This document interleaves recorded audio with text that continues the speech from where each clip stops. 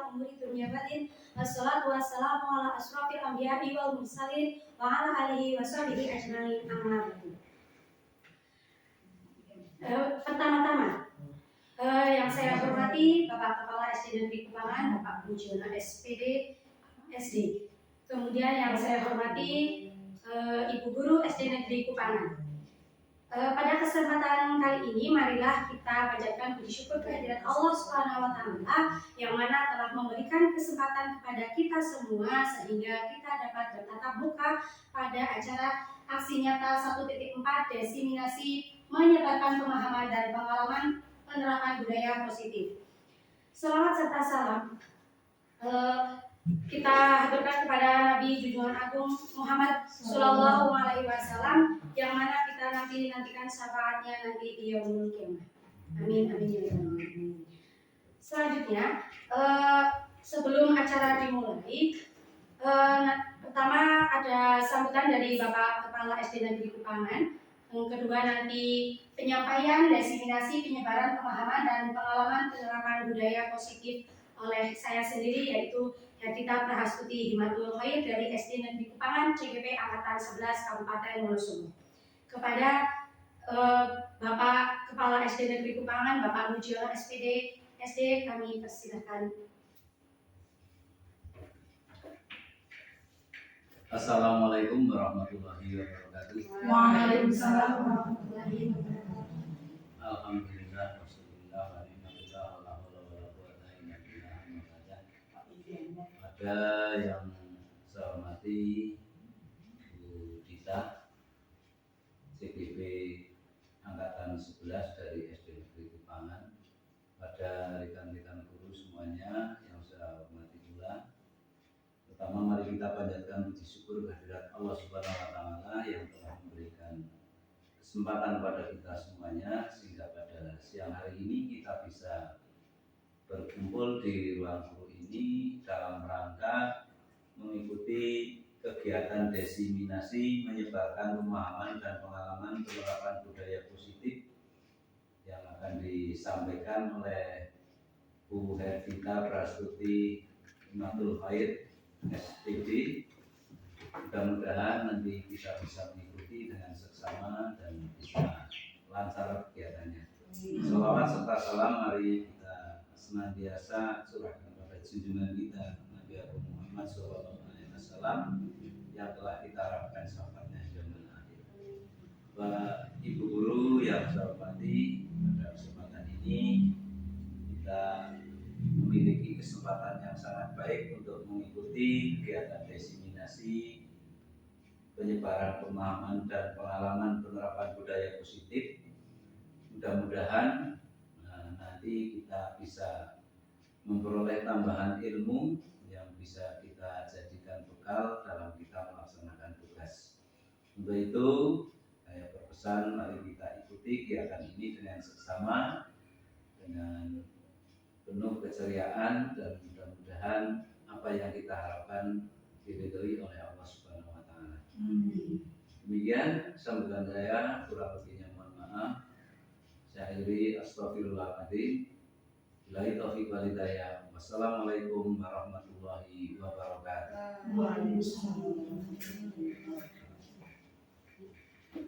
Terima kasih atas sambutan dari Bapak Kepala SD Negeri Kupangan. Selanjutnya saya akan menyampaikan desiminasi penyebaran pemahaman dan pengalaman penerapan budaya positif. Nah, sebelum saya menyampaikan, kita speaking terlebih dahulu ya Bapak Ibu. Nah, ini saya dulu ya yang pertama. Nanti kalau saya bilang Ibu Guru, nanti teman-teman menjawab siap gitu ya. Nanti teman-teman yang ada di dalam kurung. Ibu Guru siap, Pak Guru siap, Ibu dan Bapak Guru siap. Ibu dan Bapak Guru, apa kabar? Baik. Siapkah kita akan belajar? Siap. Semangat semuanya, dengar dengan seksama. Ibu dan Bapak Guru semuanya Hebat. Sekarang gantian teman-teman ya, yang saya yang di dalam grup. Ya bareng-bareng. Satu, tiga. Ibu Dita bagaimana kabarnya? Baik. Siapkah berbagi dengan kami semua? Siap. Kami siap belajar dengan sesama. Kami fokus, kami bisa dan kami paham. Ibu dan bapak guru semuanya. Hebat bahagia dan luar biasa. Nah, sekarang lanjut ke budaya positif. Budaya positif itu ada 6. Yang satu ada disiplin positif. 2, kebutuhan dasar manusia. 3, motivasi perilaku manusia. Yang keempat, 5 posisi kontrol kita sebagai guru. 5, keyakinan kelas. 6, segitiga restitusi. Nah, yang pertama, disiplin positif. Nah, sekarang cobalah Bapak dan Ibu guru semua membayangkan. Anda adalah A. Tugas Anda adalah mengepalkan salah satu tangan Anda. Oke, tugas Anda sekarang mengepalkan salah satu tangan. Coba Anda bayangkan bahwa Anda menyimpan suatu yang sangat berharga di kepalan tangan Anda. Sudah dibayangkan kira-kira kepalan apa yang disimpan? Cincin. Apa Bu Erna? Oh, uang. Yang lain cincin. Ya, cincin. Apa kunci? Saya bilang adalah semangat. Semangat hidup ya. Nah, Anda perlu menjaga benda tersebut sekuat tenaga Anda, ya, karena begitu pentingnya untuk kehidupan Anda.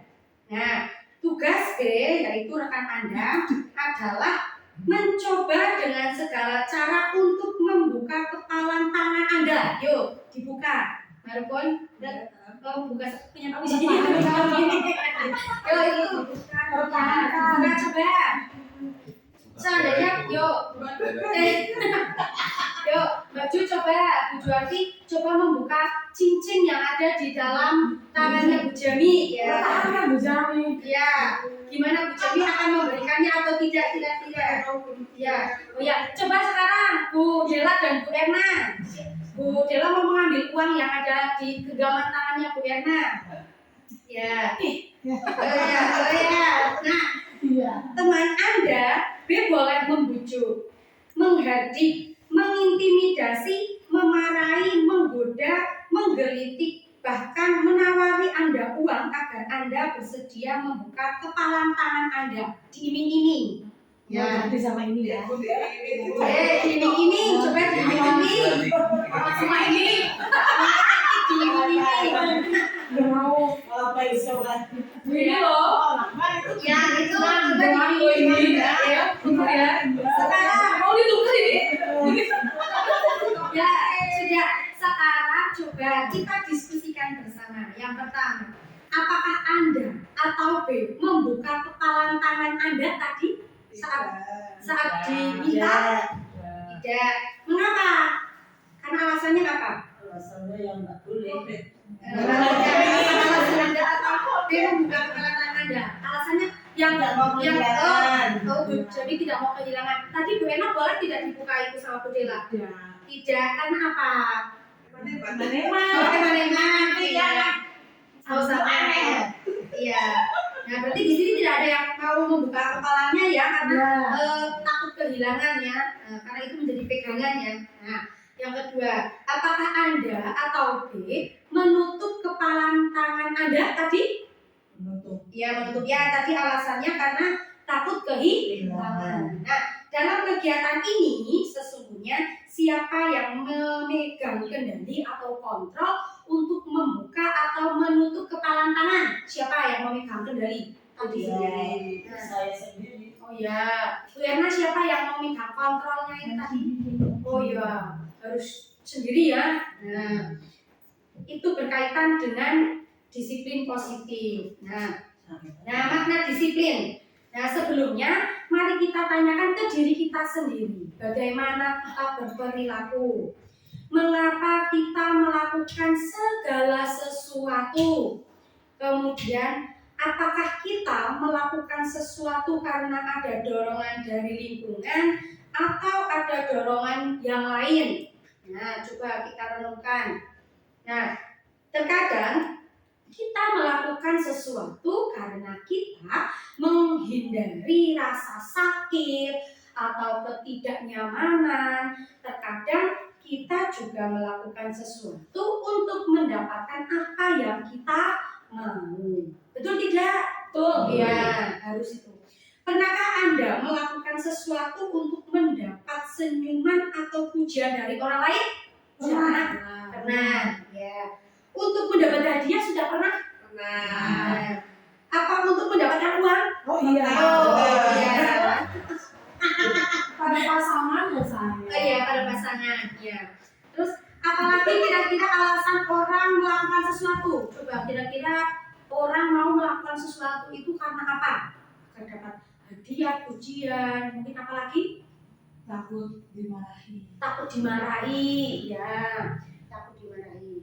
Nah, seperti yang dikatakan oleh Bapak Pendidikan kita, Ki Hajar Dewantoro, menyatakan bahwa di mana ada kemerdekaan, disitulah harus ada disiplin yang kuat. Sungguh pun disiplin itu bersifat self-disiplin, yaitu kita sendiri. Jadi kedisiplinan itu ada pada diri kita sendiri. Pemegang kendalinya adalah diri kita sendiri. Yang mewajibkan kita dengan sekeras-kerasnya, tetapi itu sama saja. Sebab jikalau kita tidak cakap melakukan self-disiplin, wajiblah penguasa lain mendisiplinkan diri kita. Wajib penguasa lain mendisiplinkan kita.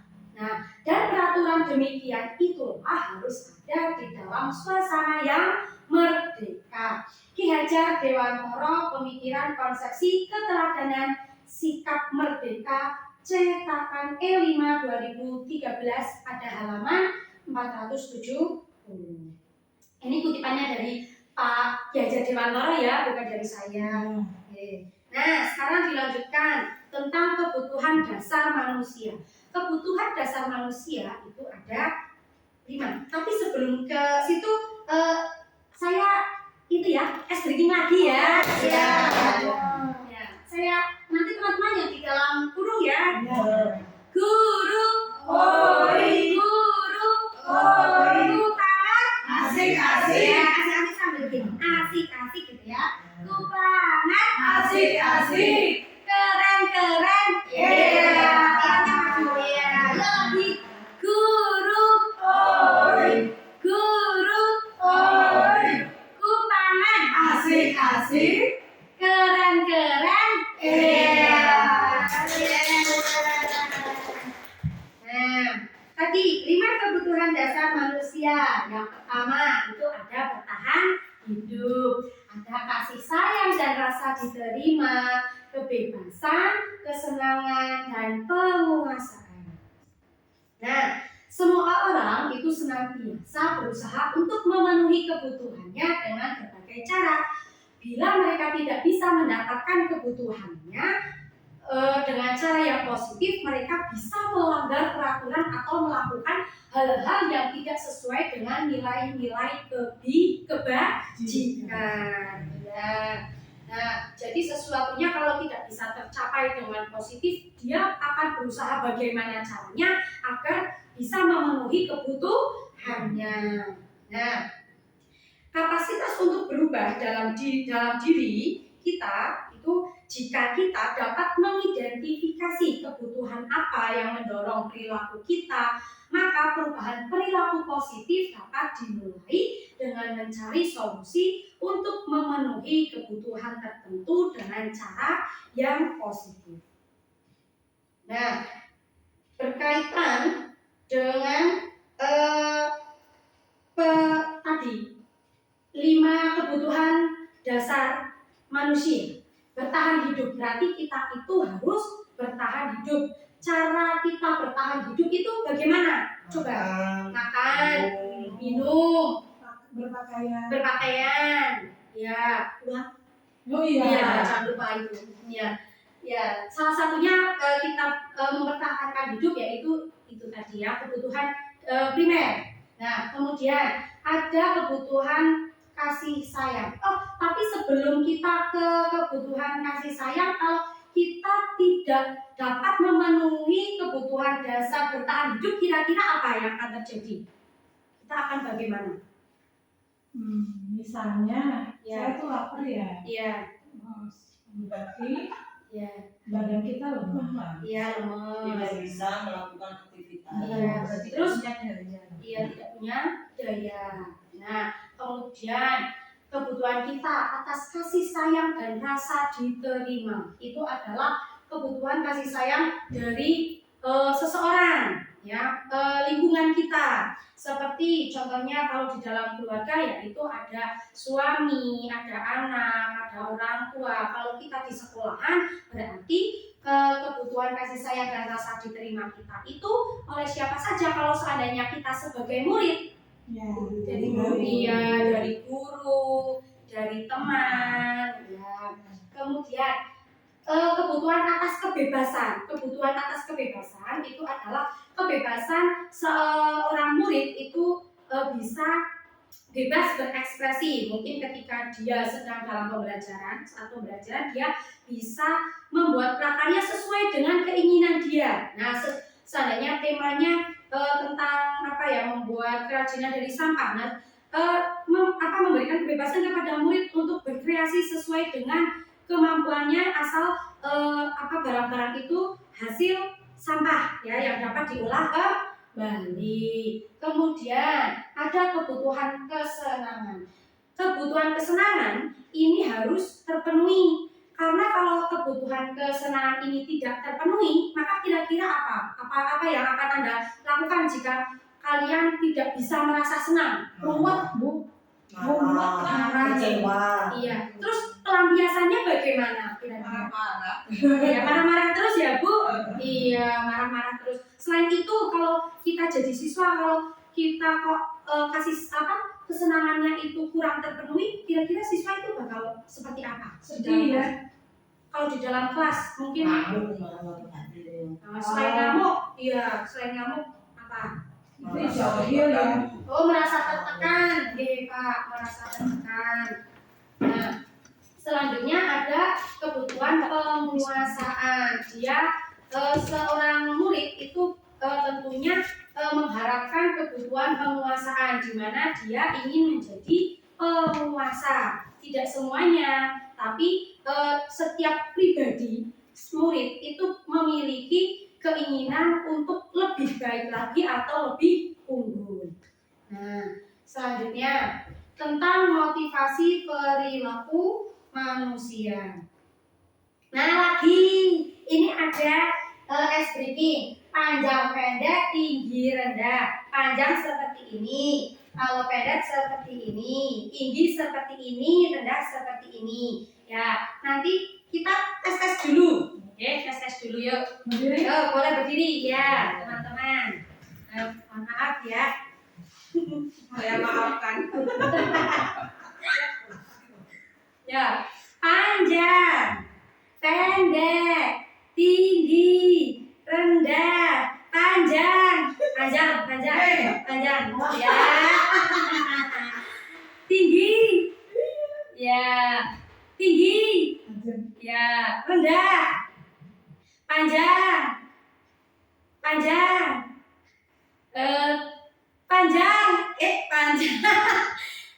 Tinggi. Rendah. Pendek. Ya, beri tepuk tangan. Ya, terima kasih. Nah, ya, dalam ujian LSM dalam bukunya restructuring, nah, school discipline menyatakan ada 3 motivasi perilaku manusia. Ternyata manusia itu memiliki 3 motivasi. Dalam tingkatannya itu ada 3. Nah, yang pertama motivasi perilaku manusia itu yang pertama untuk menghindari ketidaknyamanan atau hukuman. Jadi dia mau melakukan sesuatu karena ingin menghindari ketidaknyamanan atau hukuman. Daripada dia nanti dihukum, maka dia akan melakukan sesuatu. Nah, itu motivasi perilaku level 1 ya. Contohnya seorang murid tidak mau dia mau mengerjakan PR atau dia mau belajar di rumah atau di sekolah karena dia kalau tidak belajar dia pasti akan tidak nyaman. Seandainya kalau di rumah pasti oleh orang tuanya akan diminta untuk belajar, terus orang tuanya akan berbicara terus. Nah, dengan cara itu dia belajar untuk menghindari agar orang tuanya atau kita sebagai guru selalu memberitahu murid itu. Atau hukuman ketika anak tidak mengerjakan PR, nanti murid akan disuruh berdiri atau disuruh ngoseki WC seperti itu. Nah itu adalah motivasi manusia yang pertama. Nah, kemudian level kedua yaitu untuk mendapatkan imbalan atau penghargaan dari orang lain. Seseorang atau murid mau melakukan sesuatu hanya mengharapkan imbalan. Contoh, siapa yang bisa mengerjakan soal ini nanti ibu kasih jajan. Nah, itu murid masih mengharapkan imbalan dari kita. Atau dia mau maju karena ingin mendapatkan pujian, dia pintar ya, atau mendapatkan tepuk tangan karena dia belum maju dan belum mendapatkan tepuk tangan seandainya seperti itu. Itu berarti level perilaku motivasi manusia nomor 2. Yang ketiga, motivasi ini yaitu untuk menjadi orang yang mereka inginkan dan menghargai diri sendiri dengan nilai-nilai yang mereka percaya. Nah, di sini kalau menurut saya dari nomor 3 ini intinya ikhlas, tidak mengharapkan imbalan, tidak mengharapkan hadiah, tidak menghindari ketidaknyamanan atau agar tidak mendapatkan hukuman. Karena apa? Dia ingin menghargai diri dia sendiri. Dengan dia mau melakukan sesuatu itu demi kebaikan dia sendiri. Nah, dengan nilai-nilai yang mereka percaya, yaitu dengan nilai apa yang dia percaya. Kalau dia mau melakukan sesuatu, nilai yang dia percaya seperti dia percaya kalau dia mau menolong seseorang seandainya seperti itu, dia akan mendapatkan sudah percaya nanti Allah yang akan membalasnya seperti itu. Nah, contohnya seperti itu. Nah, intinya menghargai diri sendiri agar diri seseorang itu lebih baik lagi. Nah, berarti meningkatkan kualitas diri tanpa ada paksaan, atau ada atau disuruh seperti itu. Berarti nomor 3 ini adalah keinginan dia sendiri atau kemauan dia sendiri untuk belajar. Nah, yang kelima, ada 5 posisi kontrol manusia. Nah, 5 posisi kontrol manusia itu belum. Es breaking dulu lagi. Maaf ya ini. Ini es breakingnya tebak warna. Oke.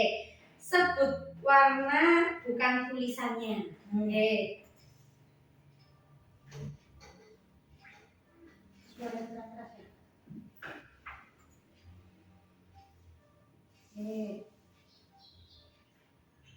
Contohnya ini ada contoh ya, tulisannya hijau tapi warnanya oke. Siap ya? Ayo tes konsentrasimu. Siap ya guys ya. Level mudah dulu. Siap? Oke. Ya. Merah, hijau, putih, biru, kuning, pink, kuning, hijau. Oke, lolos semua ya. Nah, sekarang level sedang. Siap? Siap. Mulai. Putih, biru, Biru, hijau, pink, kuning, hijau, merah, merah,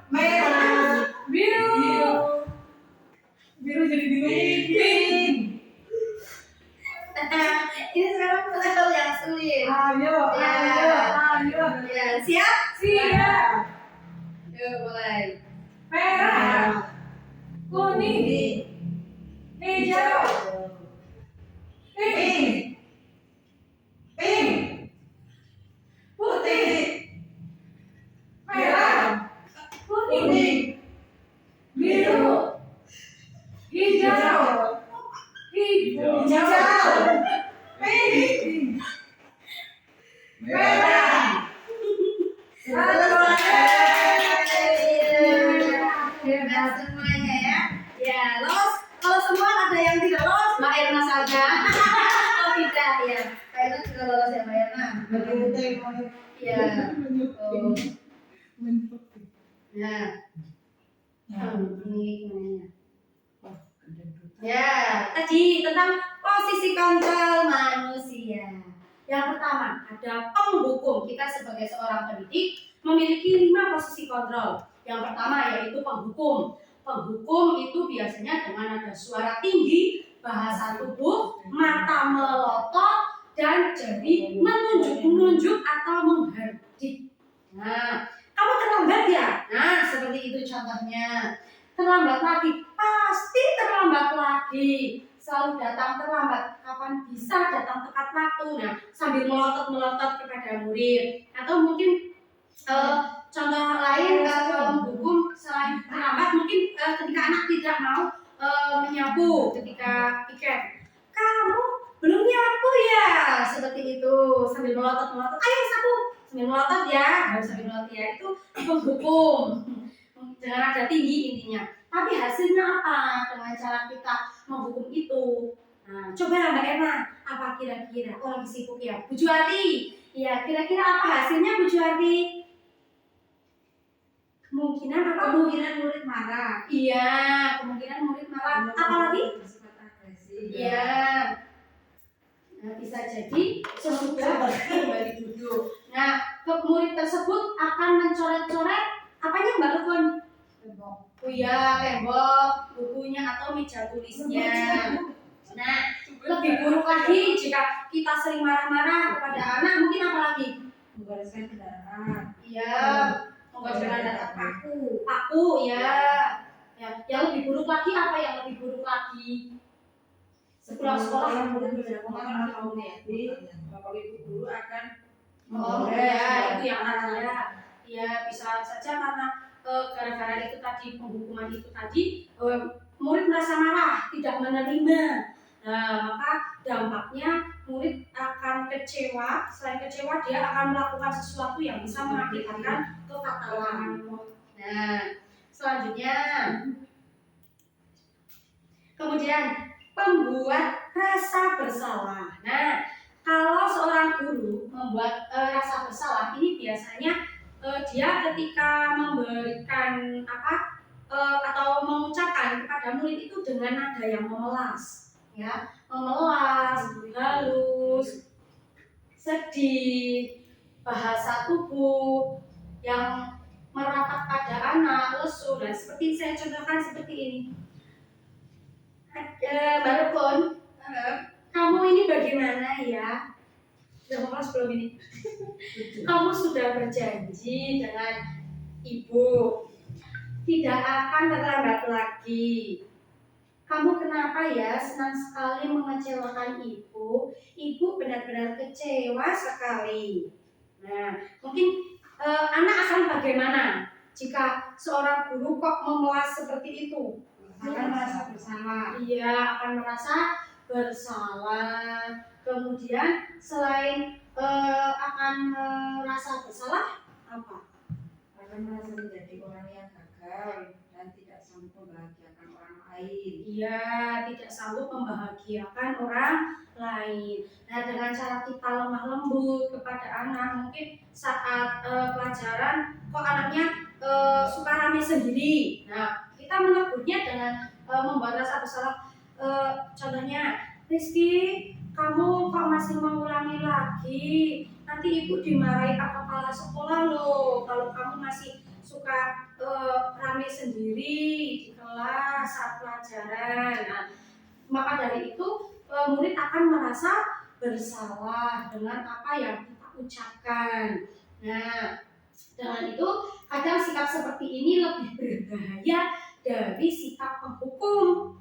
Nah, karena emosi akan tertanam rapat di dalam. Murid menahan perasaan, tidak seperti murid dalam dengan guru penghukum, di mana murid bisa menumpahkan amarahnya walaupun dengan cara negatif. Nah, murid tertekan seperti inilah yang tiba-tiba bisa meletus amarahnya dan bisa menyakiti diri sendiri atau orang lain. Karena kan saat dielus-elus itu tadi dia mesti bisa nih kok seperti itu sih. Nah, dia pasti akan merasa dendam. Ya, selain dia merasa bersalah, dia merasa gagal juga. Kok saya seperti ini, terus perbuatannya kalau dia tidak bisa menerapkan ke yang positif, dia akan mencari cara bagaimana caranya agar selalu membuat kesalahan. Nah, selanjutnya guru sebagai teman. Guru pada posisi ini tidak akan menyakiti murid, namun akan tetap berupaya mengontrol murid melalui persuasi, melalui ajakan. Posisi teman pada guru bisa negatif ataupun positif. Positif di sini berupa hubungan baik yang terjalin antara guru dan murid. Guru di posisi teman menggunakan hubungan baik dan humor untuk mempengaruhi seseorang. Mereka akan berkata, ayolah bantu ibu atau bapak ya. Nah, ayolah bantu ibu, ayolah bantu demi ibu ya. Nah, kita seperti teman. Ya sudah, kali ini tidak apa-apa. Nanti ibu bisa bantu bereskan. Nah, dengan kita menerapkan posisi kontrol kita sebagai teman, justru ini akan membuat murid itu akan ketergantungan dengan kita. Nah, suatu ketika posisi posisi kita sebagai teman ketika diajari oleh guru lain, anak ini bisa seenaknya saja mengambil sikap seenaknya saja ketika tidak dengan guru yang menurut dia sebagai temannya, karena itu rasa kenyamanannya hanya pada salah satu guru dan ini membuat ketergantungan. Ketergantungan. Contohnya jika saya menerapkan posisi teman ketika saya di kelas 4 kepada murid saya, ini takutnya akan berdampak suatu waktu di kelas 5 nanti muridnya ini tidak mau patuh dengan guru yang ada di kelas 5. Nah, maka ini juga perlu diwaspadai. Nah, hal negatif dari posisi teman adalah bila suatu saat guru tersebut tidak membantu, maka murid akan kecewa dan berkata, saya pikir bapak atau ibu itu teman saya. Nah, murid merasa dikecewakan dan tidak mau lagi berusaha. Nah, hal lain yang mungkin timbul adalah murid hanya akan bertindak untuk guru tertentu, yang tadi saya contohkan, dan tidak untuk guru lainnya. Murid akan tergantung pada guru tersebut. Nah, itu perlu kita pahami bersama-sama. Saya juga belajar juga ini. Nah, yang ketiga sebagai pemantau. Nah, pemantau itu dengan nada suara datar, biasa-biasa, bahasa tubuh yang formal. Nah, contohnya saya jadi guru, Bu Dela jadi Adi ya. Oke. Ya. Adi, tahukah kamu jam berapa kita mulai? Tahu, Bu. Kamu terlambat 15 menit. Apakah kamu sudah mengerti konsekuensi yang harus dilakukan bila terlambat? Paham, Pak. Saya harus tinggal kelas pada jam istirahat nanti dan mengerjakan tugas ketertinggalan saya. Ya, benar. Nanti pada saat jam istirahat, kamu harus tinggal di kelas untuk menyelesaikan tugas yang tertinggal tadi. Saya tunggu. Nah, posisi pemantau ini, murid memahami konsekuensi yang harus kita jalankan karena telah melanggar salah satu peraturan di sekolah. Jadi posisi pemantau ini murid sudah tahu konsekuensi yang kalau seandainya dia langgar itu apa akibatnya.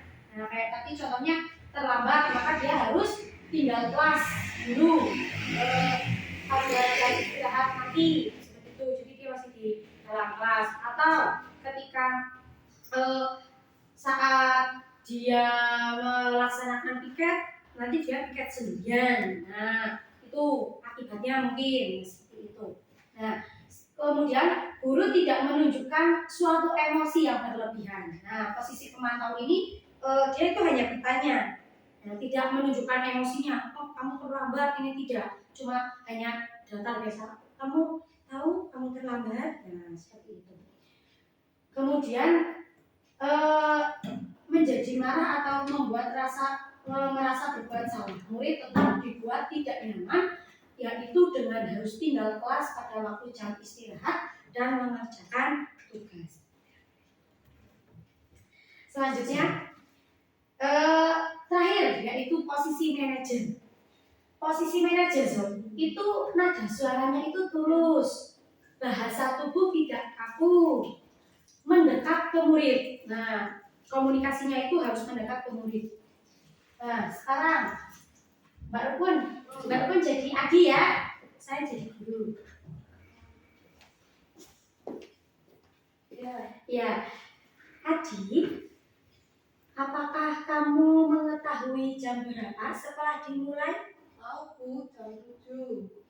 Ya, jadi kamu terlambat. Kira-kira bagaimana kamu akan memperbaiki masalah ini? Saya bisa menanyakan teman saya Bu, Bisa untuk menanyakan mengerjakan tugas yang tertinggal. Ya, baik. Itu bisa dilakukan. Apakah besok akan ada masalah untuk kamu agar bisa hadir tepat waktu ke sekolah? Tidak Bu, saya bisa hadir tepat waktu. Baik, saya hargai usahamu untuk memperbaiki diri. Nah, hasil dari posisi kita sebagai manajer itu, maka suara guru itu sebaiknya kan tadi tulus, tidak perlu marah-marah, tidak perlu meninggikan suara, apalagi menunjuk-nunjuk jari ke murid, berkaca pinggang, atau bersikap seolah-olah menyesal, tampak sedih sekali akan perbuatan murid ataupun bersenda gurau menempatkan diri sebagai teman murid. Nah, manajer guru akan mengembalikan tanggung jawab pada murid untuk mencari jalan keluar permasalahannya, tentu dengan bimbingan guru.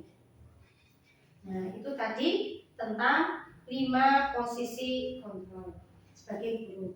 Yang selanjutnya yaitu keyakinan kelas. Nah, ini lagi guru, kupangan, Asik-asik. keren-keren, Iya. Ya, biar tidak ngantuk ya. Sudah tuh. Mengapa keyakinan kelas? Mengapa tidak peraturan kelas saja? Yuk, kenapa ya? Kenapa Bu Jenny? Oh iya. Kenapa Bu Dela kira-kira mengapa kok keyakinan kelas saja bukan peraturan kelas? Mengapa ya? Karena kalau keyakinan kelas itu Bu, kita meyakini sesuatu Iya. ya yang baik untuk kita. Iya. Kalau peraturan kadang kan ada yang baik dan juga ada yang kita tuh sebetulnya tidak setuju dengan aturan tersebut. Itu menurut saya ya Bu. Iya. Ya, baik, terima kasih ya Bu Dela. Beri tepuk tangan Bu Dela. Ya, mengapa kita memiliki peraturan tentang penggunaan helm pada saat mengendarai kendaraan roda 2 atau motor? Kenapa ada peraturan seperti itu? Menurut Bu Juwati agar apa ya? Supaya aman, Ya, supaya aman. Apalagi Bu Rukiatun? tidak ditilang. Iya, supaya tidak ditilang. Nah, mengapa kita memiliki peraturan tentang penggunaan masker dan mencuci tangan setiap saat? Supaya apa? Ya, supaya menjaga kesehatan. Nilai-nilai keselamatan atau kesehatan inilah yang kita sebut sebagai suatu keyakinan. Seperti tadi penggunaan helm saat berkendara, berarti itu untuk mendapatkan keselamatan, ya keselamatan saat kita berkendara. Tentunya selain itu agar tidak kena tilang ya. Nah, selanjutnya tetap mencuci tangan dan selalu menggunakan masker. Nah itu karena sekarang banyak debu, sering berjabat tangan dengan teman atau orang lain. Nah ketika kita mau makan itu harus sering-sering cuci tangan. Karena apa? Untuk kesehatan. Nah keyakinan ini yang harus kita tanamkan. Nah yaitu nilai-nilai kebajikan universal yang disepakati secara tersirat dan tersurat, lepas dari latar belakang suku, negara, bahasa maupun agama. Nah, prakteknya itu coba kita sekarang membuat kesepakatan dulu, kesepakatan kelas. Kita pura-puranya nih sebagai murid kita akan membuat kesepakatan kelas ya Bu. Ya. Nah, sekarang sambil saya ketik. Nah, kira-kira kalau kita sebagai murid. Nah, sebagai murid, Budela, kira-kira kalau di dalam kelas itu apa keyakinan yang Budela miliki? Percaya diri. Oke, percaya diri. Bu Juwati? Tanggung jawab. Oke, tanggung jawab. Apa lagi? Coba. Disiplin. Disiplin. Oke. Apalagi? Tidak ramai. Apalagi? Belakang izin. Jika keluar ruangan minta izin.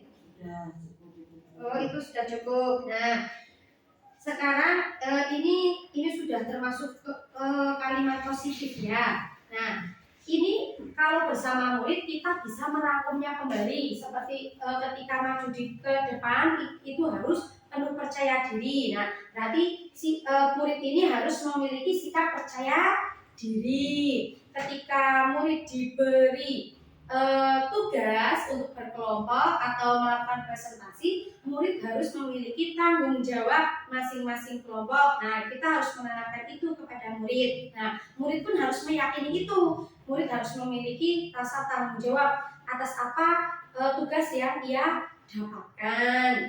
Kemudian disiplin saat melaksanakan tugas piket. Contohnya, contoh kata-katanya kan disiplin melaksanakan tugas piket. Selalu melaksanakan tugas piket. Nah, seperti itu. Nah, itu kata-kata positifnya adalah disiplin. Kemudian tidak ramai. Nah, tidak ramai mungkin ini bisa diganti dengan kata positif apa? Saat pembelajaran tidak ramai. Tertib. Oke, tertib. Nah, tertib. Oke. Tertib. Nah, tertib ini maknanya luas. Kita bisa tertib saat pembelajaran, tertib saat tugas kelompok, saat di luar ruangan. Nah, seperti itu. Nah, kemudian ini jika keluar ruangan minta izin. Nah, ini bisa dicari kata positifnya apa? Sudah masuk tertib menurut saya. Oh, ini sudah masuk tertib. Iya. Ada lagi mungkin jika ada teman yang berbeda suku, ras atau agama seperti itu kita harus apa? Saling menghormati. Iya, harus menghormati, menghargai pendapat teman saat berpendapat. Nah, ini adalah contoh-contoh dari keyakinan kelas. Ya. Nanti Bapak Ibu guru bisa membuat ini mungkin ya sudah membuat bersama murid. Nah, nanti kita bisa membuat keyakinan kelas bersama murid dengan menanyakan satu persatu keyakinan apa yang murid percayai. Nah, nanti kita menuliskan satu-satu, nanti kita ubah ke kalimat positif yang seperti tadi contohnya tidak ramai diganti apa kalimat positifnya. Ya, sebelum tertib mungkin tidak ramai itu adalah diam. Nah, seandainya diam gitu, diam, maka diganti diamnya itu karena apa? Dia ketika pembelajaran harus mendengarkan gitu ya, berarti diganti tertib itu tadi. Maknanya intinya luas. Nah, ketika banyak yang berpendapat nanti kita bisa simpulkan. Nah, jadi itu seperti itu. Nah, selanjutnya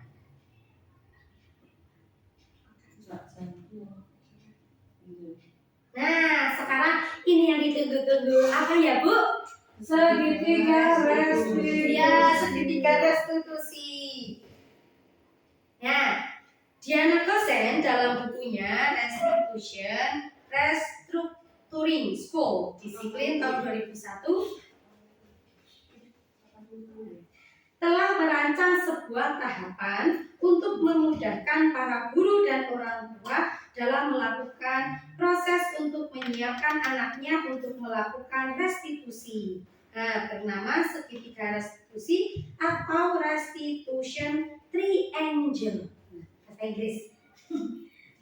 Nah, teman-teman, inilah penampakan dari segitiga restitusi. Nah, di sini segitiga restitusi ini berwarna biru, kemudian ada menstabilkan identitas, kemudian ada memvalidasi tindakan yang salah, kemudian menanyakan keyakinan kelas. Nah, pada menstabilkan identitas ini, nah setiap orang pasti pernah melakukan kesalahan. Nah, kita mencari tahu identitas kesalahan murid itu tadi apa. Nah, menstabilkan identitas. Ini kita nanti akan mencari tahu kenapa murid itu melakukan seperti itu. Dengan setiap orang pasti pernah melakukan kesalahan dengan kata-kata seperti itu. Kamu bukan satu-satunya yang pernah melakukan ini. Nah, kata-katanya seperti itu.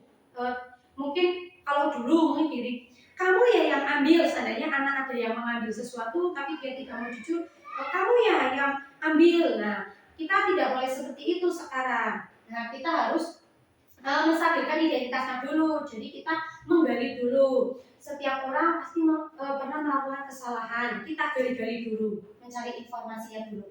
Nah, kemudian setelah dia mau mengungkapkan apa kesalahannya dia, kemudian kita memvalidasi tindakannya yang salah. Nah, nanti kita bisa menanyakan alasannya. Kamu tentu punya alasan mengapa melakukan itu.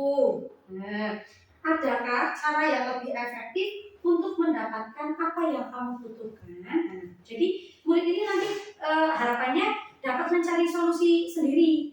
Nah, tadi ketika menstabilkan identitas ini kita juga harus mengetahui kebutuhan apa, kebutuhan dasar manusia apa yang dia kurang.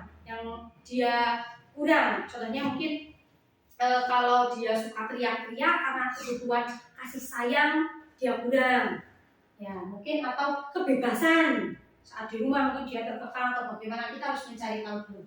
Nah, setelah itu kalau sudah memvalidasi dan murid itu sudah tahu solusinya, langkah selanjutnya itu kita menanyakan keyakinan kelasnya. Tadi keyakinan kelas apa yang kira-kira sudah kamu sepakati. Kemudian kalau tidak, keyakinan kelas apa yang sudah kamu langgar. Nah, kamu ingin menjadi orang seperti apa. Nah, seperti itu. Nah, ini tadi tentang menstabilkan identitas. Stabilis the identity. Berbuat salah itu tidak apa-apa, katanya seperti itu. Nah, kemudian tidak ada manusia yang sempurna. Saya pun sudah pernah melakukannya, kesalahan seperti itu. Nah, kita bisa menyelesaikan ini bersama-sama. Nah, contohnya seperti itu. Kemudian validasi tindakan yang salah, validate the misbehavior. Nah, dengan kata-kata seperti ini, setelah dia menjawab kesalahannya apa, kita bisa menggunakan kata-kata, padahal kamu bisa melakukan yang lebih buruk dari ini ya. Kamu pasti punya alasan mengapa kamu melakukan hal itu. Kamu patut bangga pada dirimu sendiri karena kamu telah melindungi sesuatu yang penting buatmu. Nah, yang terakhir, dalam menanyakan keyakinan kelas, seek the belief. Apa yang kita percaya sebagai kelas atau keluarga? Nah, apa nilai-nilai umum yang kita telah sepakati? Apa bayangan kita tentang kelas yang ideal? kamu mau jadi orang yang seperti apa? Nah, nanti siswa harapannya bisa mengungkapkan. Ini saya ada contoh penerapan segitiga restitusi bersama Regis. Suaranya.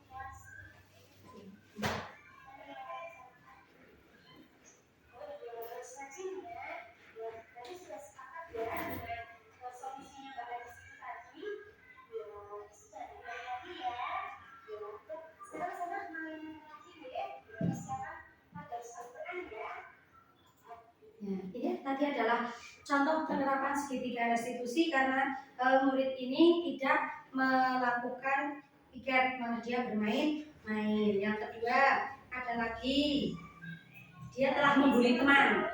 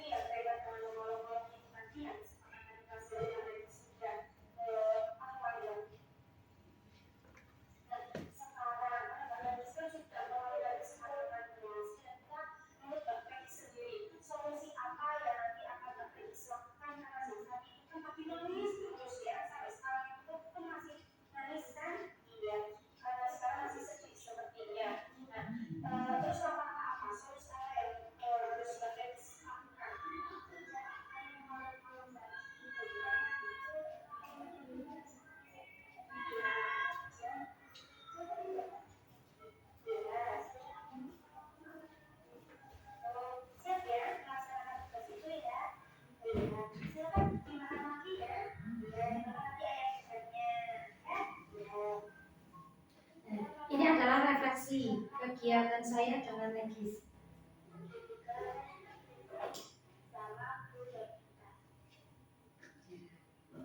Nah, terakhir yaitu penutup nanti saja. Nanti sekian dulu dari saya. Selanjutnya mungkin ada umpan balik dari teman-teman. Mungkin ada yang mau bertanya? Saya, Ya, itu langkah restitusi salah satunya tidak ada atau dilewati bagaimana? bagaimana mungkin teman-teman ada yang mau menanggapi?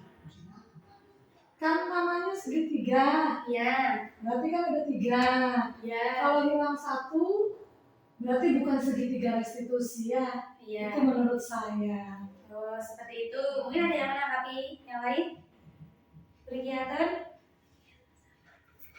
Sama. Oh iya, ya betul sekali. Kalau seandainya salah satu segitiga restitusi itu langkah-langkahnya dihilangkan, maka tidak sempurna karena kan perlu ada identifikasi, kemudian validasi. Nah, seandainya tidak ada validasi, hanya ada tidak ada validasi, hanya identifikasi sama menanyakan keyakinan kelas, apakah mungkin bisa? Tidak, iya tentunya tidak bisa dan kita tidak tahu alasan murid itu melakukan kesalahan. Nah, selanjutnya mungkin ada teman yang mau bertanya? Saya memiliki murid yang suka menangis, namun sudah saya bujuk masih sering nangis. Itu bagaimana solusinya? Oh, masih suka menangis. Ya. Mungkin ada teman yang mau menanggapi? Itu suka nangis kenapa ya? Iya, itu suka nangis kenapa? Diolok-olok teman. Dia suka diolok-olok teman. Di rumahnya gimana ya? Iya, kalau di rumahnya. Di rumahnya juga suka nangis nggak ya, Berna? Iya kan ini. Menurut saya ya Bu, menurut saya itu adanya kekurangan kasih sayang. Iya, Iya. betul. Nah, jadi kebutuhan manusia anak itu, itu kan tadi memiliki 5 kebutuhan manusia. Nah, karena dia itu sering menangis, di rumah sering menangis, kemungkinan ada kebutuhan yang tidak terpenuhi oleh dia, yaitu seperti kebutuhan kasih sayang, ya, sehingga pelampiasannya anak itu selalu menangis, ya, pelampiasannya. Nah, maka dari itu kita sebagai guru harus perlu mengidentifikasi kebutuhan murid. Ketika murid itu memiliki masalah, kita harus mencari tahu kebutuhan apa yang dia kurang, yaitu seperti kebutuhan bertahan hidup atau kasih sayang, kebebasan, penguasaan, seperti itu. Nah, selanjutnya saya umpan balik yang lain mungkin, ya, refleksi dari Bu Juarti mungkin. Saya sangat merasa senang karena dapat menambah ilmu bagi saya. Ya, Bu Dela. Ya, kurang lebih sama Bu Erdita, terima kasih atas waktunya. Saat ini kami jadi bertambah wawasan yang tadinya tidak tahu apa itu 5 kebutuhan dasar manusia, kemudian motivasi perilaku manusia, sampai ada istilah baru untuk kami tentang segitiga restitusi. Ya, terima kasih, itu sangat bermanfaat untuk kami. Ya. Demikian. Ya, terima kasih Bu Dela dan Bu Juarti beserta teman-teman yang lain. Nah, terakhir yaitu penutup. Nah, pembentuk budaya sekolah dengan berfokus pada kebutuhan murid dan pertumbuhan karakter positif bukanlah hal yang mudah, tetapi Anda, tentunya saya juga, berhasil melaluinya dan merencanakan yang terbaik untuk murid dan sekolah. Sekian diseminasi dari saya, kurang lebihnya mohon maaf. Saya akhiri, dan jika ada kurangnya saya mohon maaf. Saya akhiri, billahi taufiq wal hidayah. Wassalamualaikum warahmatullahi wabarakatuh. Waalaikumsalam warahmatullahi wabarakatuh.